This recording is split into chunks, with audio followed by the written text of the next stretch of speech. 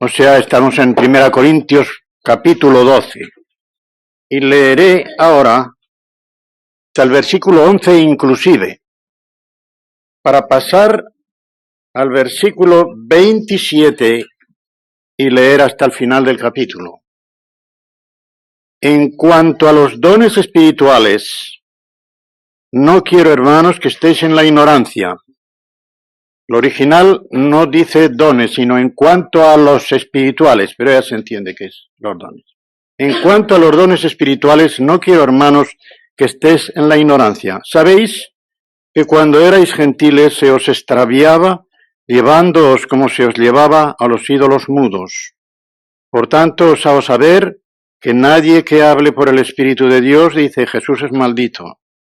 Y nadie puede decir Jesús es el Señor, el Kyrios, sino por el Espíritu Santo. Ahora bien, hay diversidad o diversidades, como dice el original, de carismas, de dones, pero el Espíritu es el mismo. Y hay diversidades de ministerios, de servicios, diaconías, pero el Señor es el mismo. Y hay diversidad de actividades, energémata, la energía en acción, pero Dios, el Padre, que efectúa energei, el mismo verbo, de la misma raíz que actividades, todas las cosas en todos, es el mismo. Pero a cada uno le es dada, en presente continuativo, le es siendo dada, de modo que, como veíamos ayer en una de las preguntas, Dios se la puede retirar. Le es siendo dada la manifestación del Espíritu para lo que aprovecha, dice el original, para lo que aprovecha. Se entiende que es para provecho de la comunidad.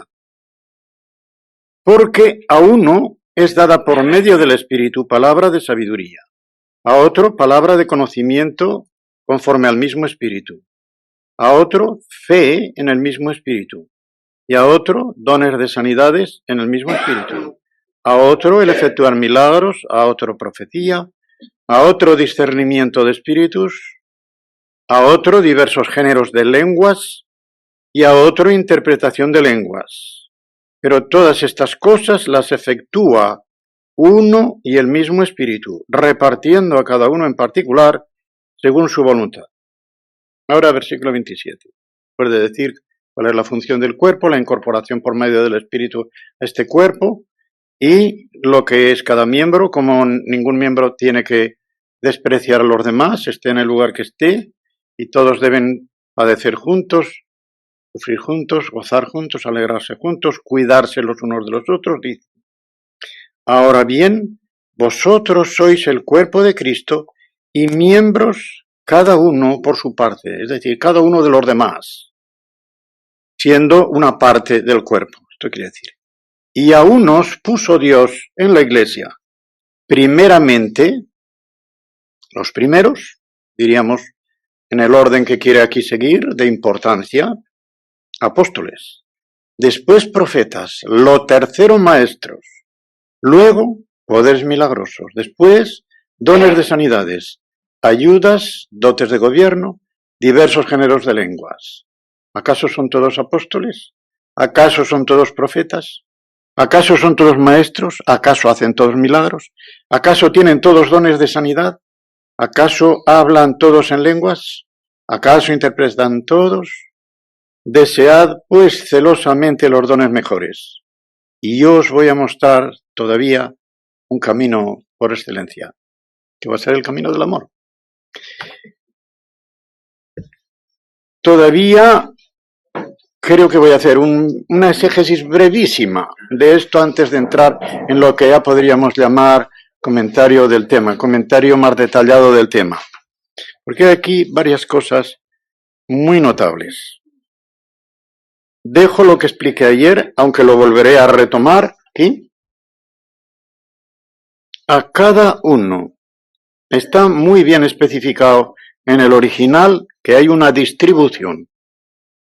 O sea, el adjetivo que hay aquí, o pronombre, según como se tome, está muy determinado que es cada uno. A cada uno le es siendo dada, como he dicho, la manifestación del Espíritu. Fanerosis es lo mismo que se dice cuando se habla de cuando él se manifieste. Por ejemplo, en 1 Juan 3:2.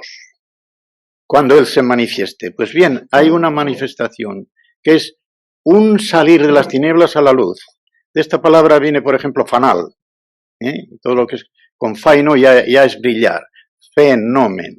Es lo que sale al exterior. Fainómenos. Bien, esta es la manifestación al exterior de un don que el Espíritu Santo ha repartido. Y como digo, es para lo que aprovecha.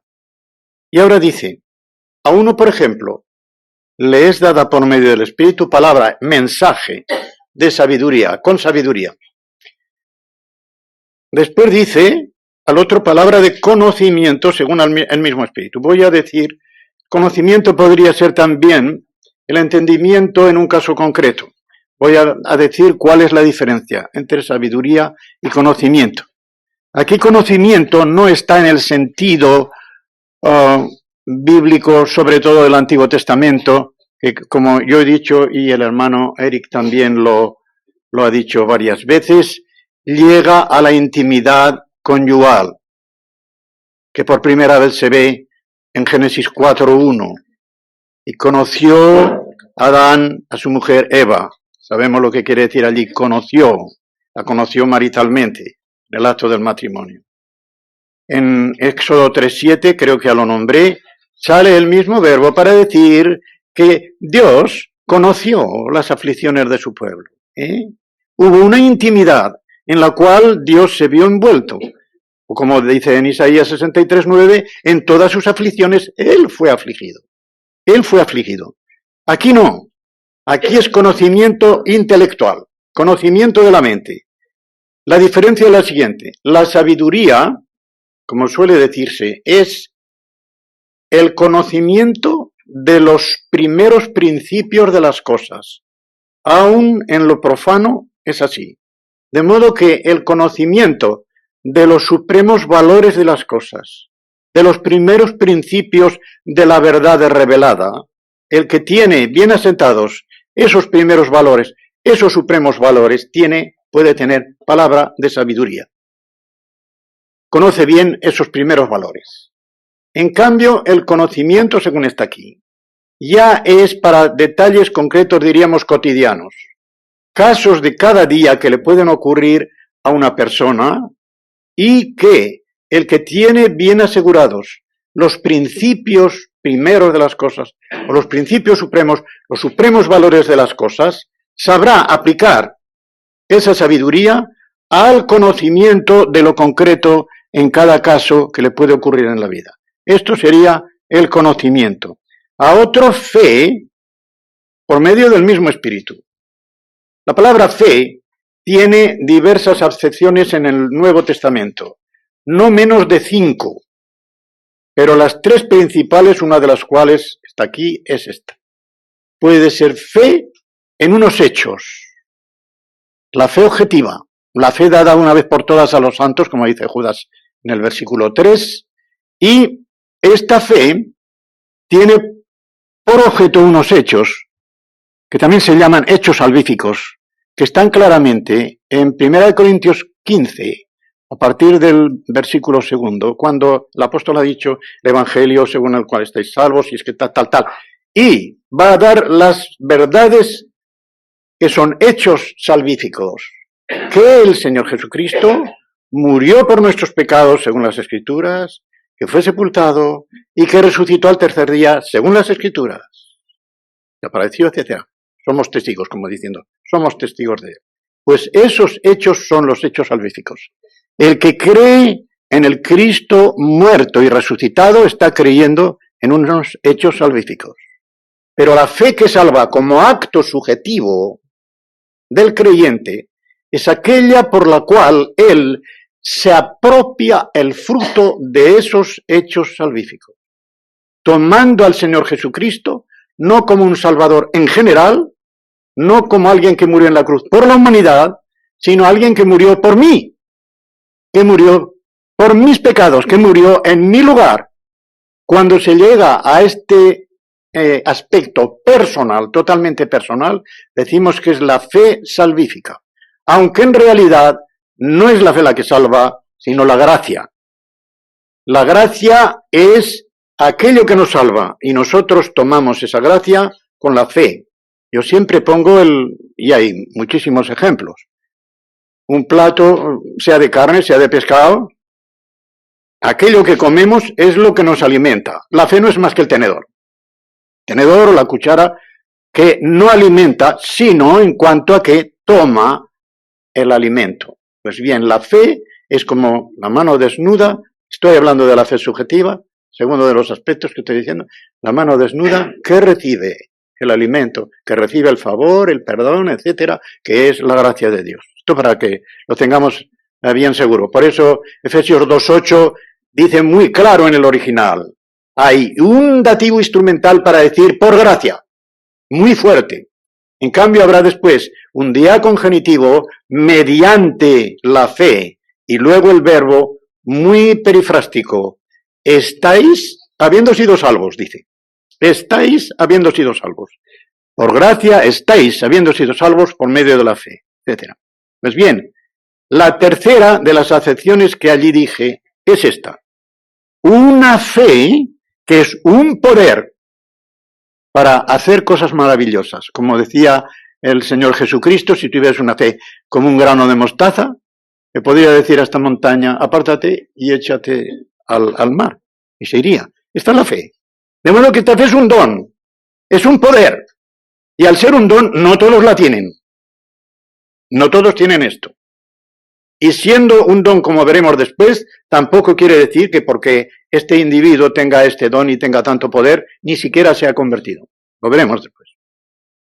A otro dice, dones de sanidades, carismata llamaton, dones de sanidades, y lo hace también el mismo espíritu.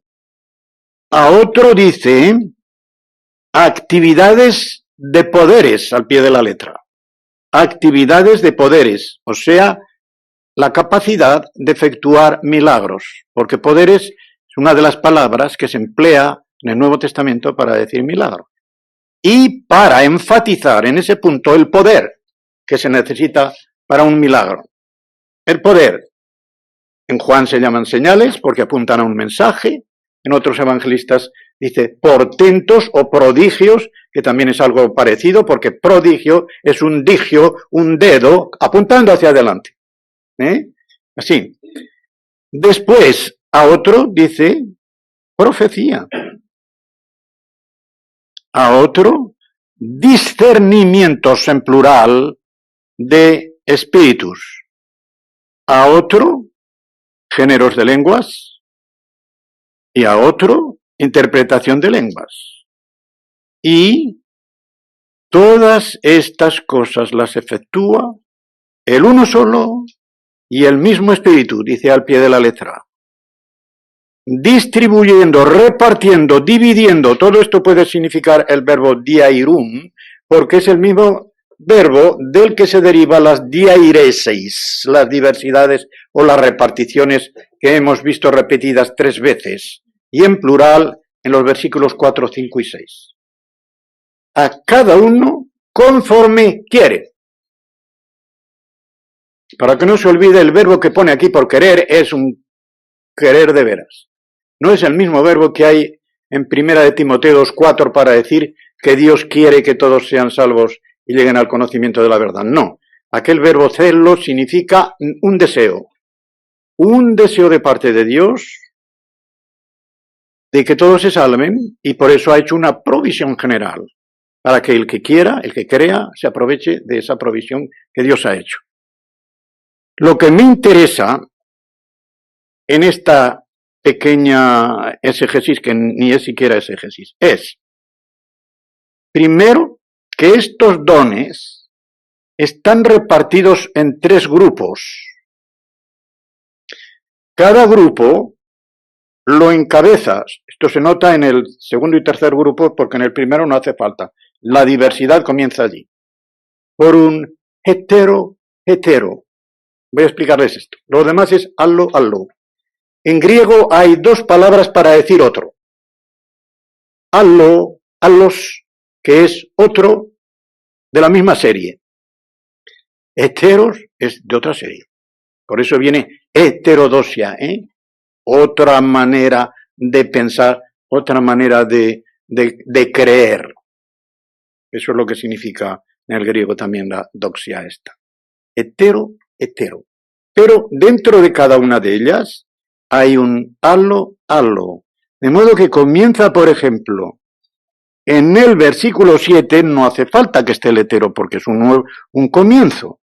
Y, digo, en el 8, y dice que a uno se le da el mensaje o palabra de sabiduría, allo a otros, porque es dentro de la misma clase, palabra de conocimiento, conforme o según el mismo espíritu, hetero, en el 9. Hay otra clase A, otra clase, la fe, allo, dentro de la misma clasificación, los carismas de curaciones, a otro de la misma clasificación, las operaciones de poderes, a otro dentro de la misma clasificación, la profecía, a otro dentro de la misma clasificación, los discernimientos de espíritus, hetero otra vez. Ahora, géneros de lenguas entran dentro de la última clasificación y distintas de las demás. Géneros de lenguas, allo dentro de la misma clasificación, la interpretación de esas lenguas. Y otra cosa muy chocante. Aquí dice que todas estas cosas las efectúa el uno solo y el mismo espíritu. Uno solo y mismo espíritu. El verbo aquí energei es el mismo que tenemos en el versículo 6 aplicado a Dios el Padre. Lo cual quiere decir que la armonía y la comunión dentro de las tres personas divinas es tal que lo que hace una no pueden menos de hacerlo de alguna manera las otras dos. Y de ahí que sean intercambiables los vocablos que en la acción, como suele decirse, al exterior, ejecutan las personas divinas. Aunque esto sea un poco técnico en teología, recuerdo que decíamos acciones ad intra, acciones ad extra. Cuando decíamos acciones ad intra, hacia adentro, quiere decir qué es lo que pasa dentro de la trina deidad, sin pensar aún en salir al exterior a crear, a redimir, etc. Lo que pasa dentro de la divina Trinidad es ad intra. En lo que hacen las tres personas divinas al exterior, llamamos ad extra. Pues bien, en lo que hacen hacia el exterior, de tal manera es intercambiable que vemos energei para el Padre y aquí lo pone energei para el Espíritu Santo. Pero lo tenemos también en los versículos que no he interpretado, pero los he leído.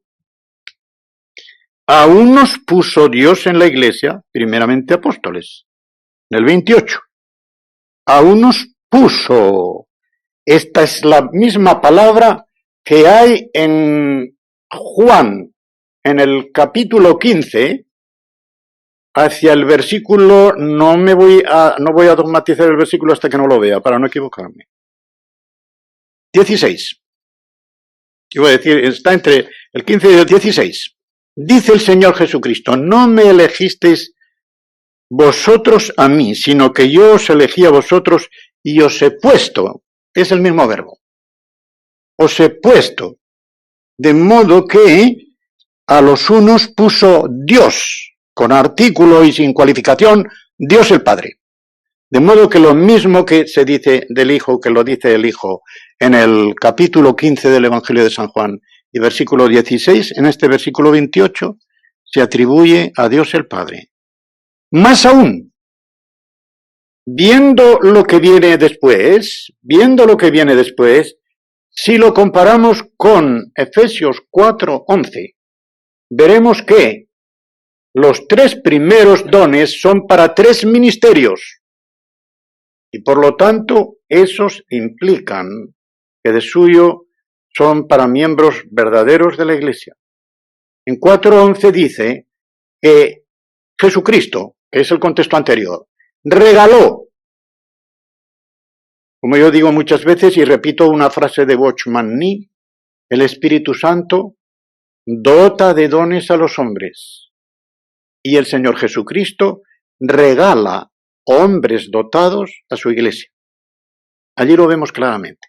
El Señor Jesucristo, dice el original, dio, regaló, los unos apóstoles, los otros profetas, los otros evangelistas y los otros, con un solo artículo, pastores y maestros. Pues bien, aquí Dios el Padre no solamente coloca, como el Señor Jesucristo en Juan 15:16, sino que pone, puso, está en aoristo, puso Dios en la iglesia, en medio de la iglesia, primeramente, más aún que en sentido cronológico, que también lo es, en sentido, diríamos, de delegación de autoridad.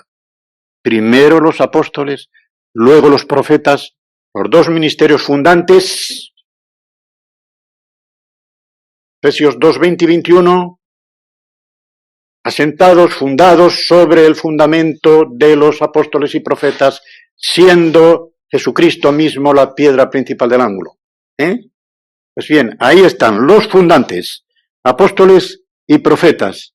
Tríton, en tercer lugar, didascalus, a los maestros, palabra que sale también en pastores y maestros en Efesios 4:11. Y miren qué cosa. En pasando de estos tres que están personalmente, primero los apóstoles, segundo a los profetas, tercero a los maestros, los demás dones que vienen ya no están personalizados. Ya no están personalizados. No dice cuarto los que tienen don de poderes o don de milagros. No.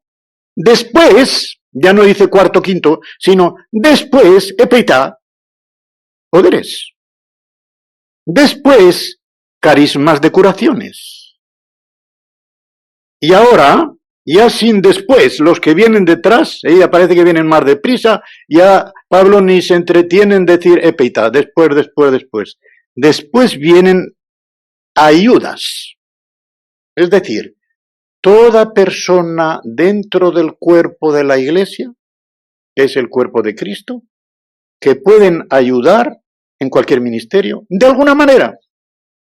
Puede ser incluso para barrer, para decorar y, por supuesto, para cantar, quiero decir, no cantar como toda la comunidad, sino con una voz estupenda, que pueden dar un solo o tener un cuarteto, etcétera, Todo esto son ayudas. Después, la palabra que hay es muy bonita. Kyberneseis, gobernaciones, diríamos, porque de ahí viene la palabra gobierno. La palabra castellana gobierno viene de aquí. Pero ¿quién era el Kubernetes? Kubernetes era el piloto de una nave. El que llevaba el timón y por lo tanto conducía la nave por una parte o por otra.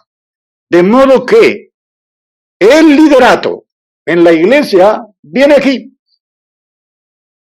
Después de todo esto, viene lo que diríamos, o dicen en la iglesia romana, los jerarcas. Los jerarcas vienen ahora. Por eso acá ya hablo de pastores y ha puesto maestros.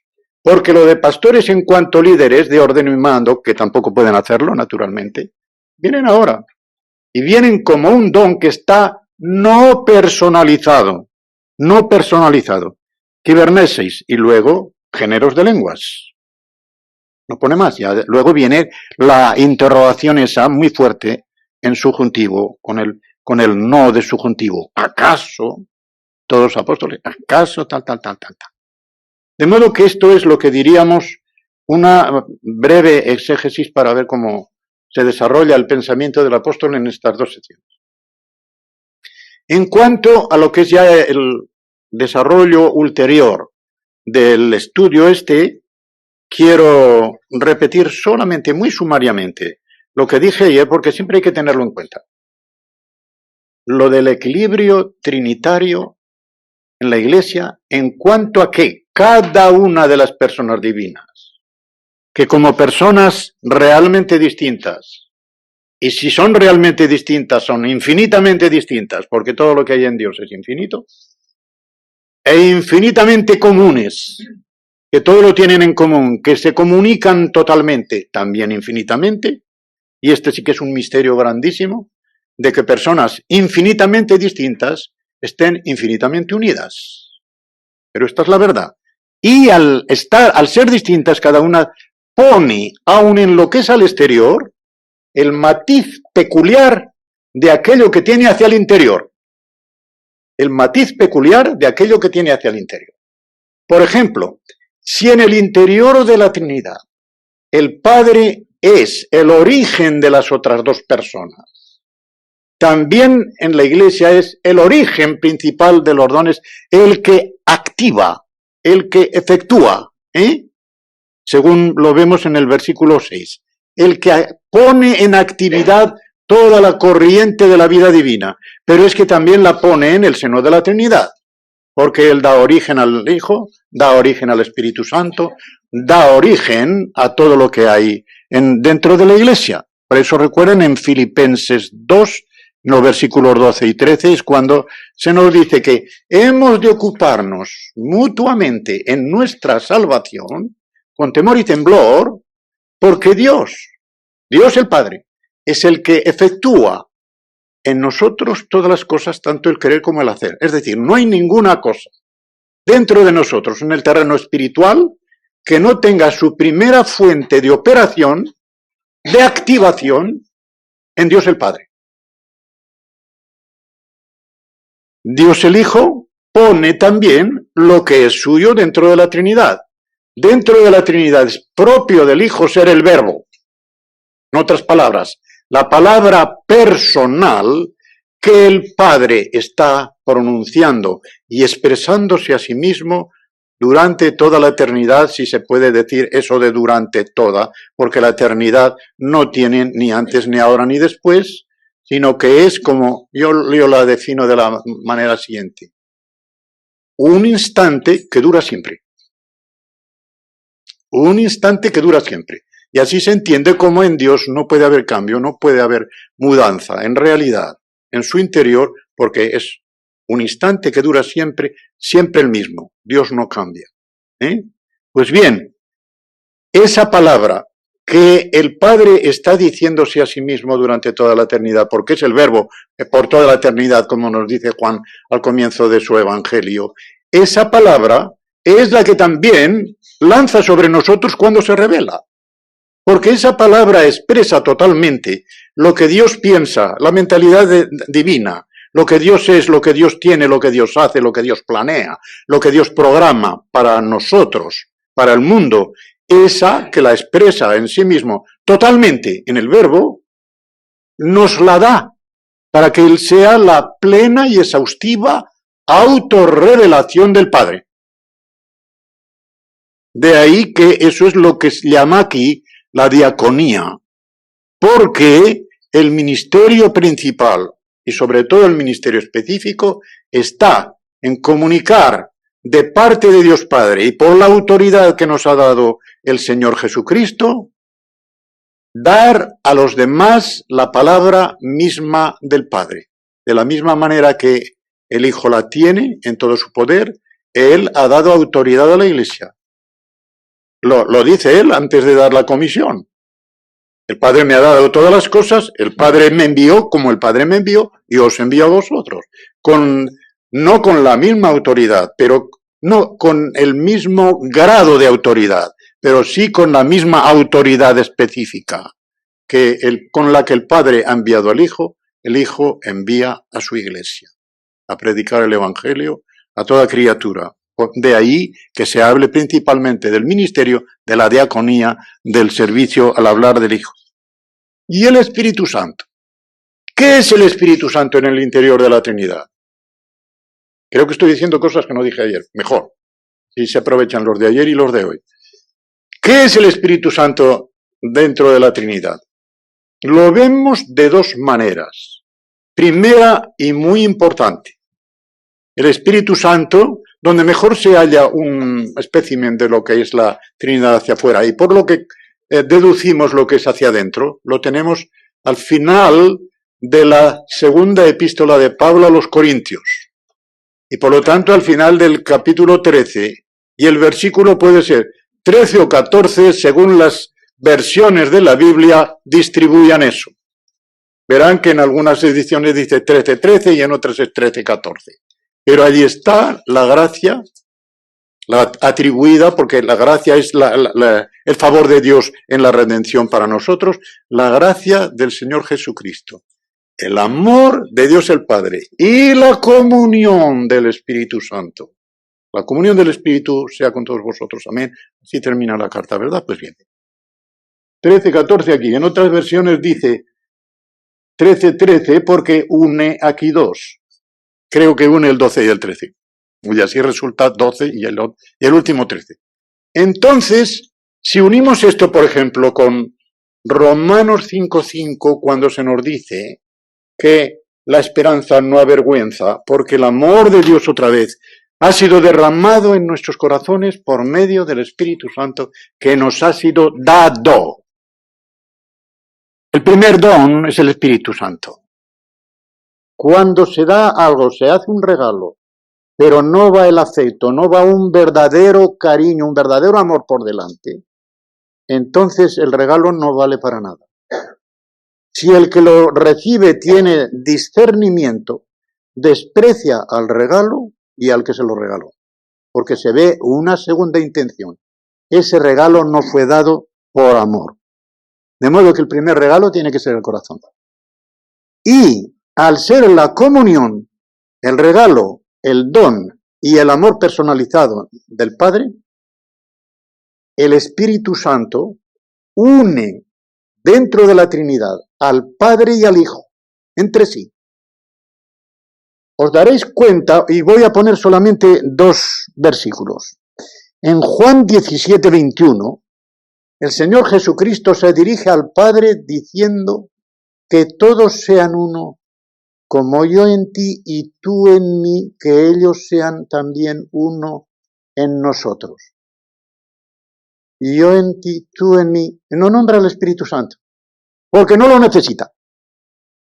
Porque el estar yo en ti y tú en mí es por medio del Espíritu Santo. La comunión del Padre y el Hijo, el estar el Padre dentro del Hijo y el estar el Hijo dentro del Padre, se debe al Espíritu Santo que los une.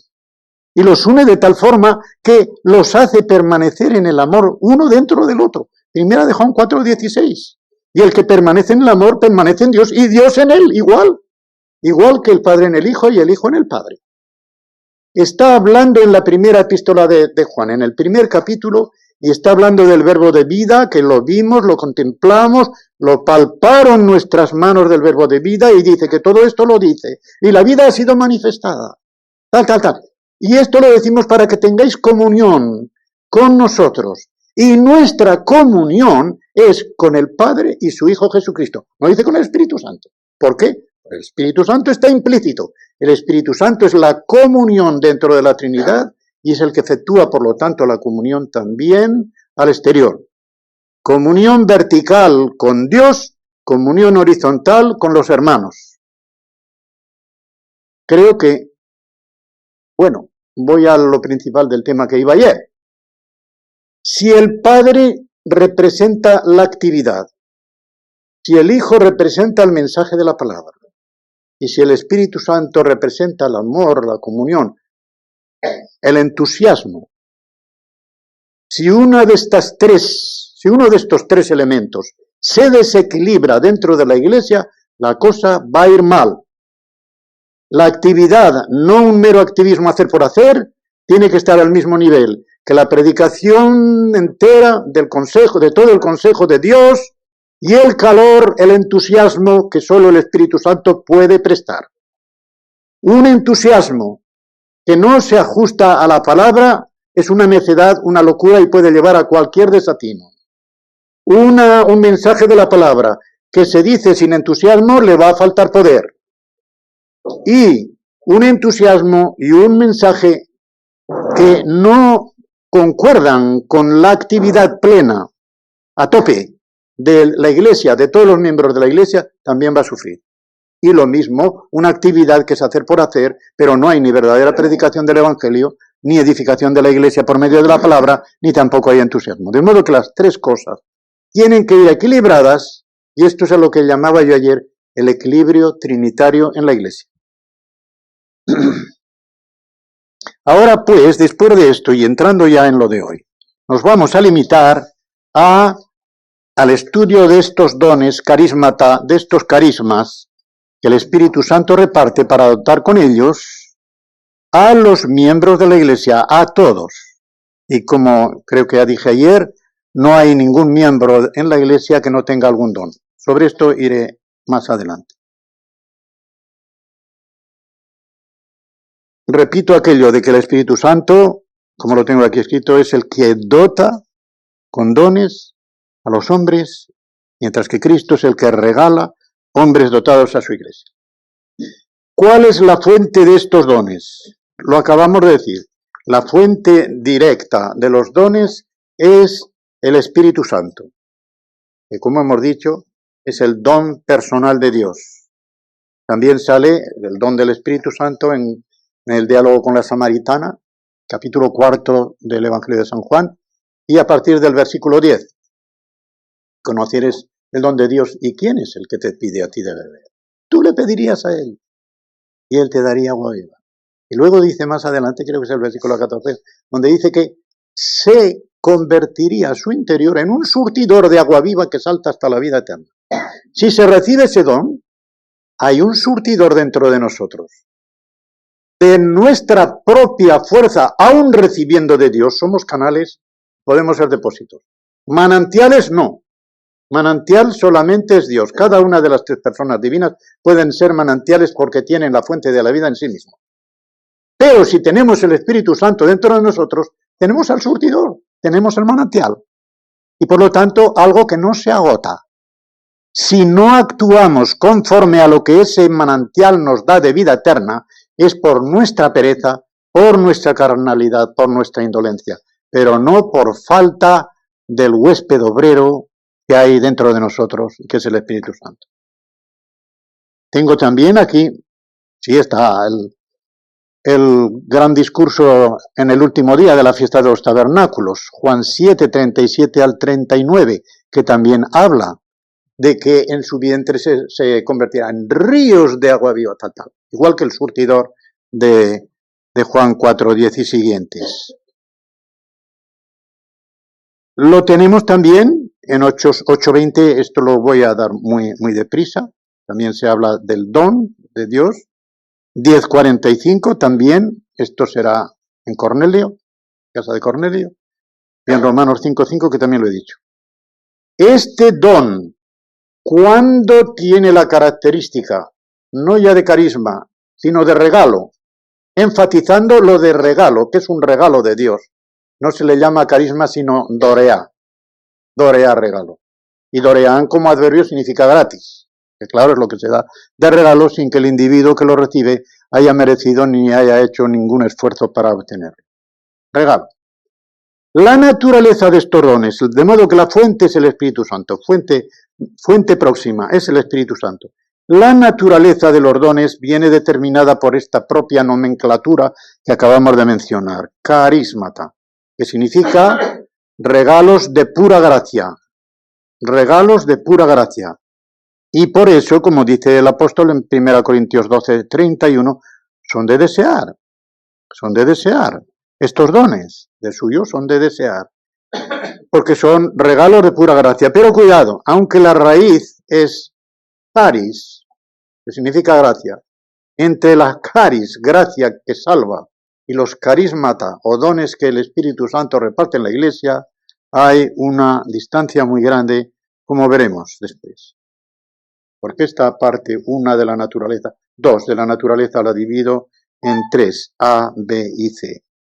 Estos dones son llamados también repartimientos del Espíritu Santo en Hebreos 2:4. Repartimientos del Espíritu Santo.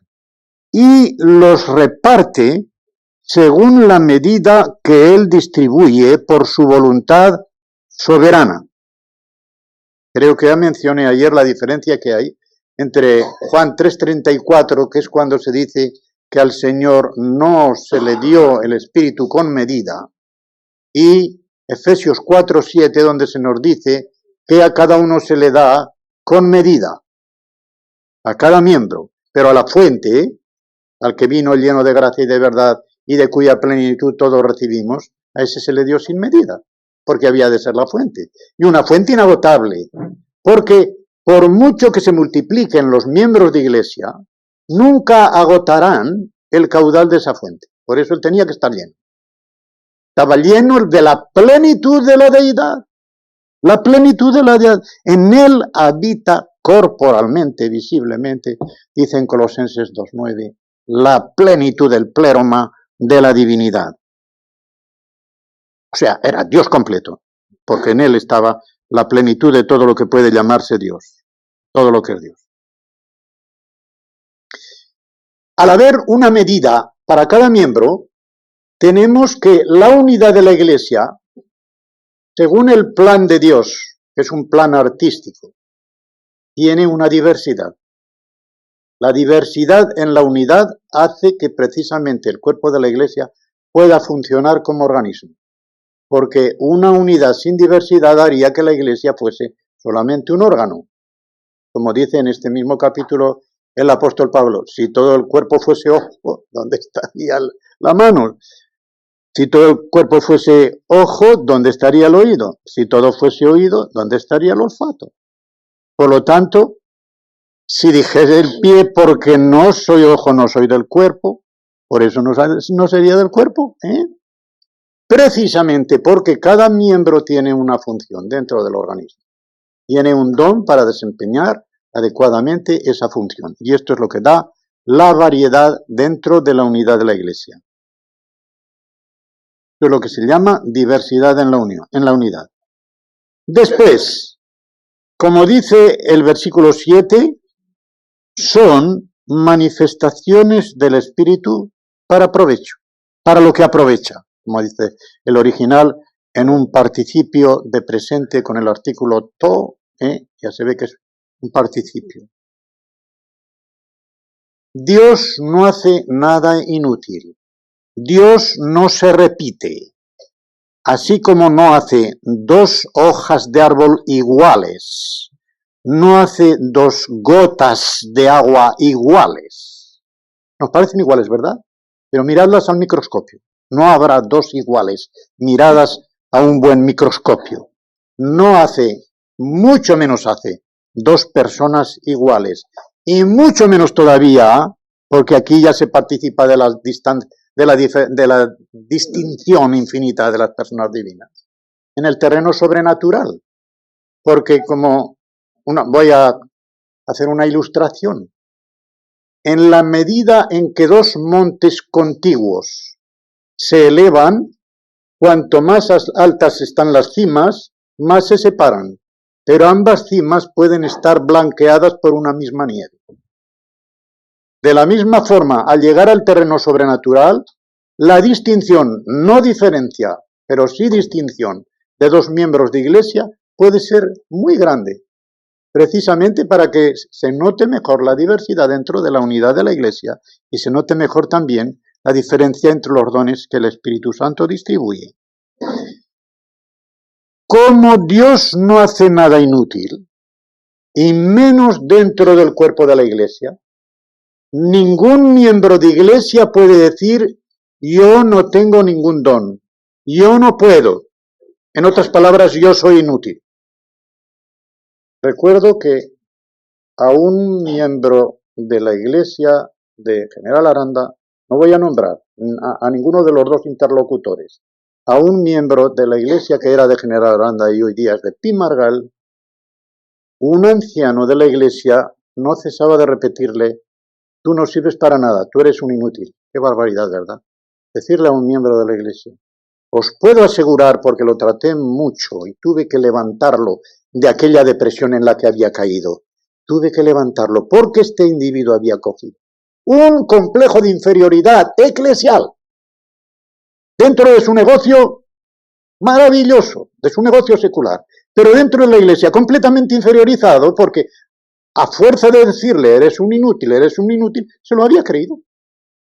Y creyéndoselo, pues no hacía dentro de la iglesia, sino lo que su poder artístico podía hacer, decorar, pintar, tal.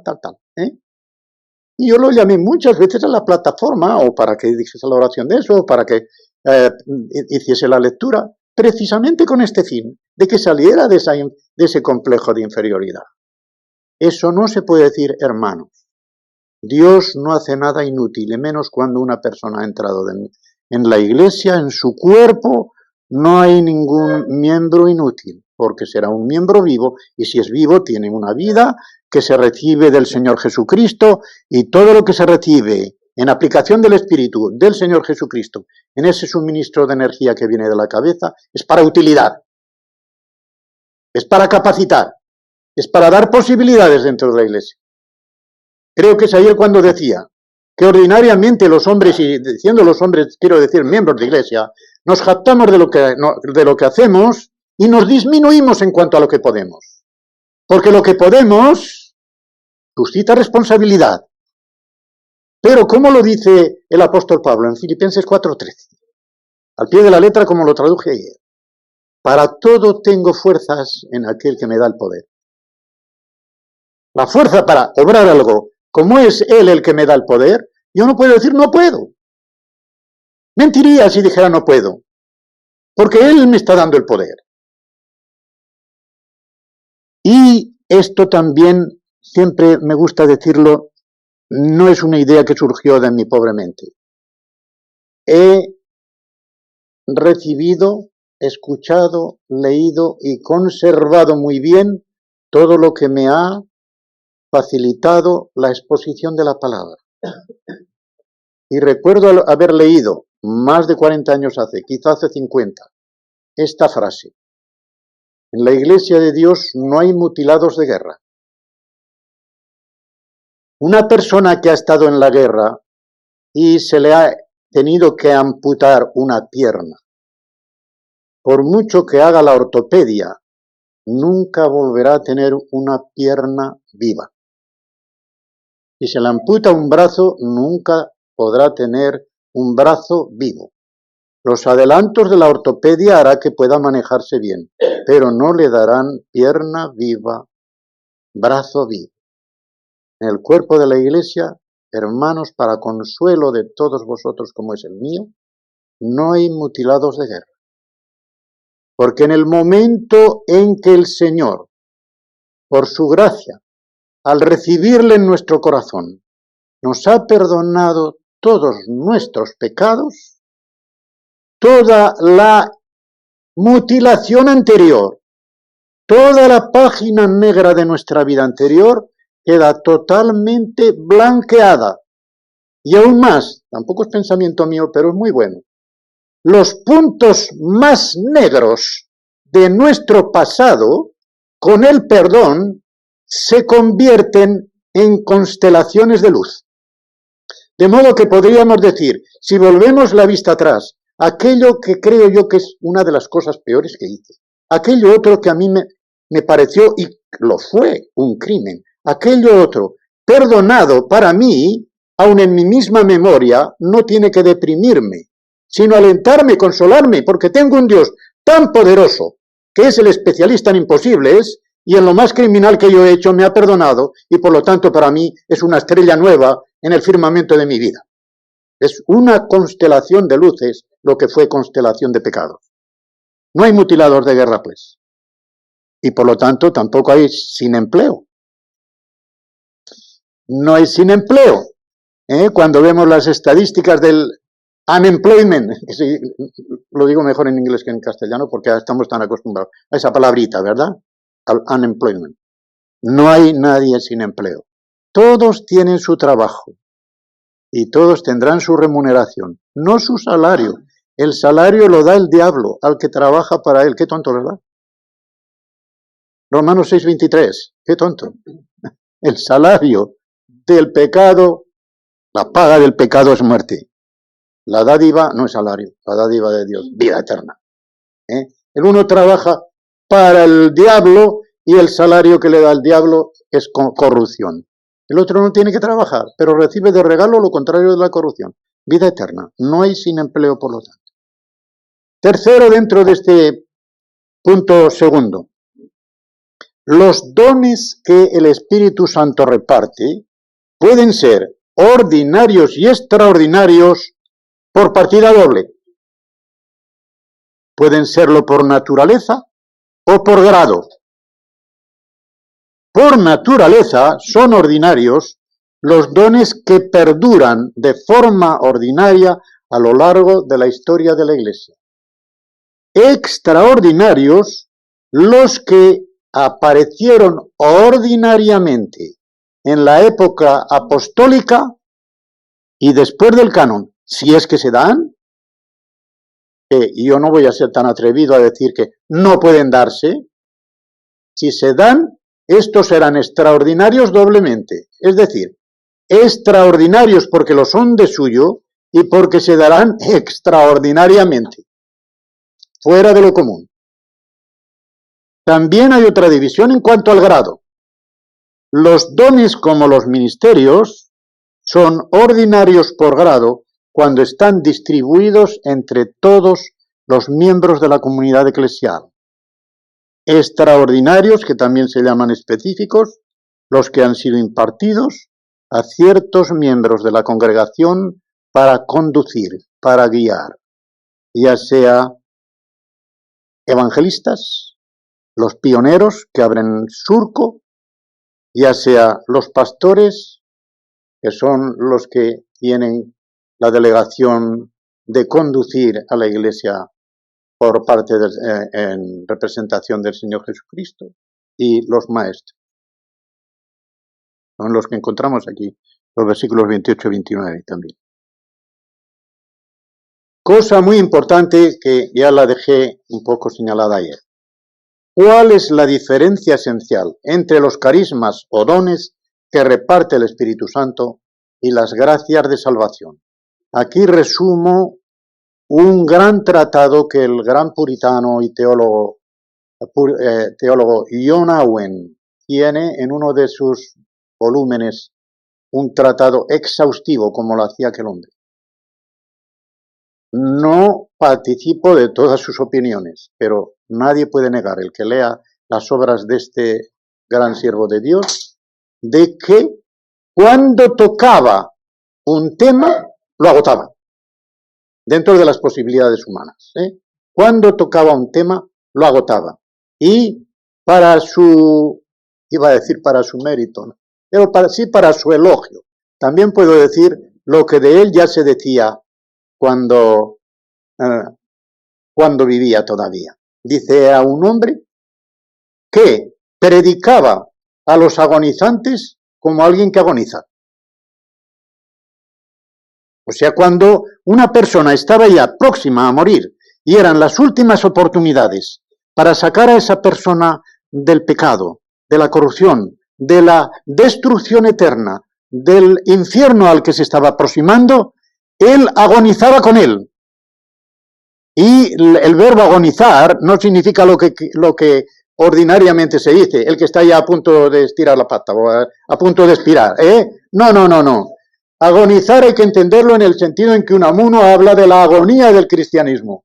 Él no quiere decir que estaba a punto de desaparecer. Agonía significa conflicto, pugna.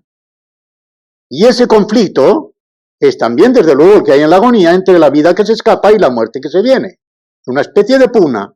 Ese mismo es el que está ahí. Pues bien, el que estaba en John Owen, según se decía. Yo de todas las distinciones que él pone, muchas, solo he recogido 5. Ya son bastantes.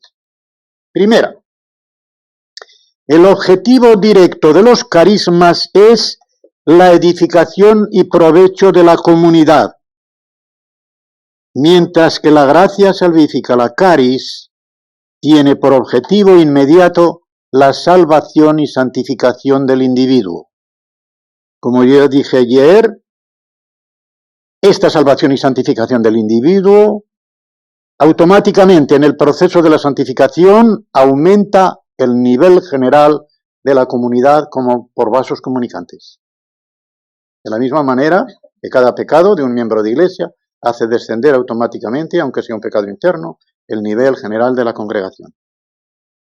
Segundo, los dones son efectos del Espíritu y obran, noten ahora la preposición, sobre. Obran sobre los dotados, no en el interior de los dotados, sobre. Si miran el Antiguo Testamento, cuando se habla del poder o del Espíritu de Dios que vino, tal, sobre. Tanto es así que cuando se habla de la dotación, de dotar al propio Mesías en Isaías 61, van a ver cómo se repite también la misma preposición. El Espíritu del Señor Yahvé está sobre mí. Había de estar dentro de él. Pero aquí, en lo que lo dice, dotándolo para la obra que había de hacer como Mesías, sobre mí, porque me ha ungido Yahvé, etcétera, etcétera. Además, el sobre, como ya he dicho o dije ayer, indica la unción del óleo, el aceite derramado sobre la cabeza, para que de la cabeza se vaya distribuyendo por el resto del organismo. Empezando por arriba, el aceite va a penetrar, porque si se ponen los pies es muy difícil que llegue a la cabeza, o tardará por lo menos muchísimo en llegar a la cabeza, a no ser que esté bañándose en aceite continuamente. Pero aquí, y va descendiendo. De modo que obra sobre y no en de suyo los dotados. Tengo 61.1, pongan también Hechos 2, versículo 3, ¿verdad? Vino sobre ellos en forma de lenguas de fuego, tal. Mientras que la gracia salvífica, la caris, tiene que ver con el fruto del Espíritu. Y por lo tanto no obra sobre, sino en, y más todavía, no solamente en, sino desde la raíz de la personalidad. La gracia salvífica entra dentro de uno hasta la raíz de su propia personalidad y de allí brota e invade el resto de la persona. Tercero, la gracia se apodera del hombre entero. Recuerdo cuando el doctor Norman Geisler estuvo en el SETECA, viniendo del Dallas Theological Seminary, que fue una adquisición soberana. No sé qué le ha pasado después o qué le pasó al seminario, porque ya no está. Cuánto lo siento, no por él, sino por el seminario. Era un hombre que puso un espíritu nuevo en el Dallas Theological Seminary y también en el SETECA, por dos defectos bastante graves que había allí. Él era el profesor de apologética, y recuerdo cuando en el SETECA nos dijo lo siguiente: la salvación no es solamente para el espíritu del hombre. Voy a salvar almas, decimos, cuidado. La salvación es para el hombre entero, para cuya bendición el apóstol Pablo en la primera de los Tesalonicenses, en el capítulo 5 y el versículo 23, los bendecirá espíritu, alma y cuerpo. Por lo tanto, no se puede despreciar ninguno de los tres ingredientes. Ha venido a salvar al hombre entero y, siendo partidarios, espero que lo seáis, de la redención universal de toda la humanidad. Al hombre entero, de suyo, de toda la humanidad. Si hay alguno que no obtiene este beneficio, porque no se aprovecha de él. Y decía él, el que pone la salvación solo para el espíritu del hombre, para lo espiritual, dice, lo social, que sean pobres, no nos interesa, para eso no nos ha llamado el Señor al Evangelio. Nos han llamado para predicar fe y arrepentimiento. Y lo demás, eso no nos interesa. Cuidado, que te vas a meter en política, que te vas a meter en tal. Esto es un error tremendo. No hay que participar directamente en política para dar las consecuencias político-sociales del Evangelio. En otras palabras, el Evangelio directamente tiene consecuencias político-sociales. Política será política con mayúscula, y lo social también, pero tiene implicaciones político-sociales. Recuerdo que en el Congreso Ibérico en el año 1974, yo dije una frase que alarmó a algunos, porque no la entendieron y tuve que explicarla. Nosotros somos más comunistas, si se quiere llamar, que los marxistas de Rusia, porque ellos no llegan más que hasta el bolsillo y el Evangelio llega hasta el corazón. El Evangelio llega hasta el corazón. De modo que si el corazón es tocado, el bolsillo también será tocado. Pero querer tocar los bolsillos sin tocar el corazón, lo tenemos a la vista. ¿Cuál ha sido la causa de que se destruya todo el edificio del marxismo? Que se equivocó Marx y se equivocaron todos ellos pensando, como si el hombre no tuviera pecado original, que trabajando todos en comunidad trabajarían mejor. ¿A quién se le ocurre semejante estupidez? El hombre en general y sobre todo no regenerado es egocéntrico, no es altruista. Y uno que está viendo que el otro trabaja poco y que él está trabajando mucho, pero después todo va a entrar en la misma cazuela, dice que te lo has creído, hombre, que te lo has creído. Y de ahí que ya desde el principio las pocas granjas que habían conservado que fueran de propiedad privada iban hacia arriba y las granjas colectivas hacia abajo. Pero si eso es natural, eso es natural. De modo que cuando el corazón ha sido regenerado, también será regenerado el bolsillo, pero no viceversa, no viceversa. Así que, decía Norman Geisler, si solo predicamos la salvación para el espíritu y para el espíritu de un grupito, hemos hecho una partición, una mitad y luego una tercera parte, 2 por 3, 6. Estamos predicando el Evangelio a la sexta parte de la humanidad. A la sexta parte de la humanidad. A mitad de la humanidad porque ya no es para los que están elegidos para el infierno y luego a una tercera parte de esa mitad porque predicamos solo para el espíritu, no predicamos para los sentimientos, etcétera, que tiene una persona, que pueden ser legítimos, ni para las necesidades materiales que tiene. El Evangelio abarca para todo, pero como consecuencia directa de lo espiritual. No al contrario, porque entonces tenemos lo que hoy se llama, y se vive y se fomenta, y han picado también dentro de la protestantes, entre comillas, de la teología de la liberación de la Iglesia Católica Romana, poniendo en primer lugar lo social y dejando lo espiritual de tal forma en la penumbra que casi se difumina por completo. Y no sé hasta qué punto pueden esos teólogos hablar de salvación espiritual, porque es solamente social, llegando a justificar la guerrilla, la violencia, etcétera, con tal de que el fin que se obtenga sean unas nuevas estructuras